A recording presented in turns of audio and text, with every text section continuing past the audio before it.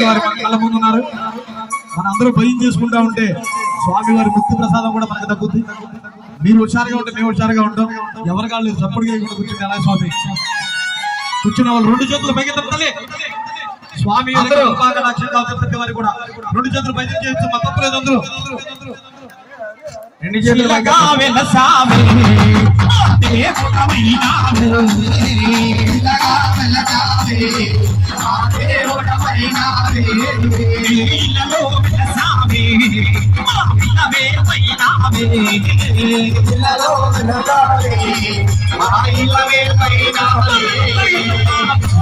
తిరుపతిలో తిరుపతిలో